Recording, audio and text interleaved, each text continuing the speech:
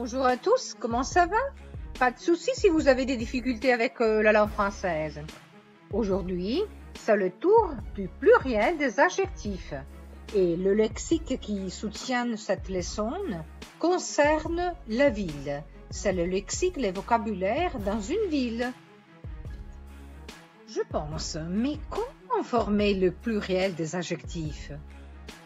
Mais c'est très simple. On ajoute simplement un S à la fin du mot. Facile, n'est-ce pas? Le lexique de la ville ici, une allée, un viale.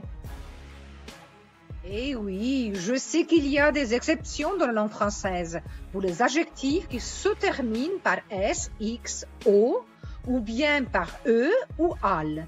Les adjectifs en AL forment le pluriel en O. Par exemple, un drapeau national, des drapeaux nationaux. Un drapeau è una parola in francese maschile, le drapeau.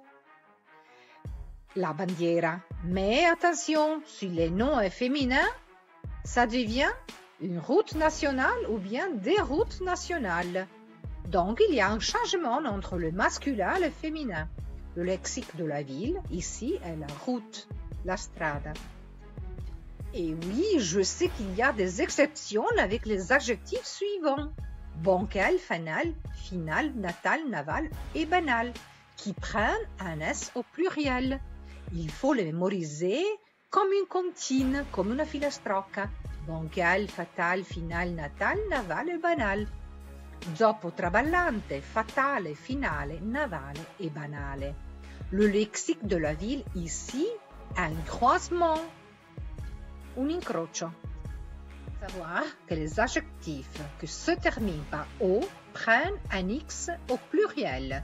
Par exemple, un beau garçon, deux beaux garçons. Le lexique de la ville ici, un passage piéton. Un passaggio pedonale. À savoir encore que les adjectifs qui se terminent par S ou par X ne changent pas. Ils sont donc invariables.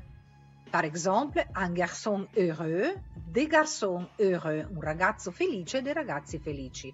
Mais attention au féminin, une fille heureuse et des filles heureuses. Le lexique de la ville ici, un feu, un sémaphore.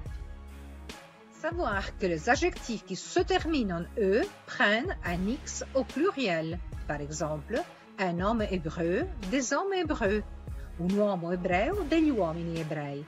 Pas de féminin pour hébreu. On utilise plutôt l'adjectif juive pour le féminin. Le lexique de la ville ici, un impasse, un vicolo cieco. Attention!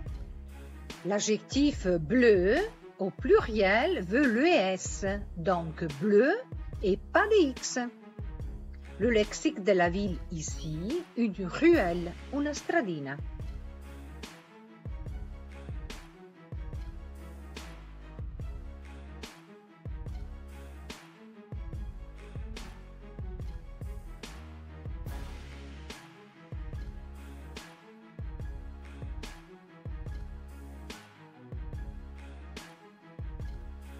Si l'adjectif est simple, il s'accorde avec le nom. Par exemple, un cahier vert, des cahiers verts, des trousses vertes.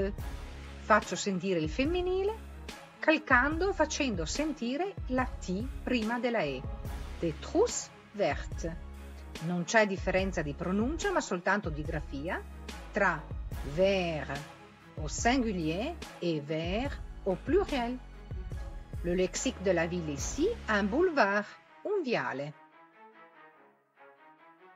Voilà d'autres couleurs et leur pluriel. Blanc, blanc, bianco, bianchi, blanche, blanche, bianca, bianche, noir, noir, nero, neri, noir, noir, nera, nere, violet, violet, violetta, violetta, violette, violette au féminin. Le lexique de la ville ici, une chaussée, una carreggiata.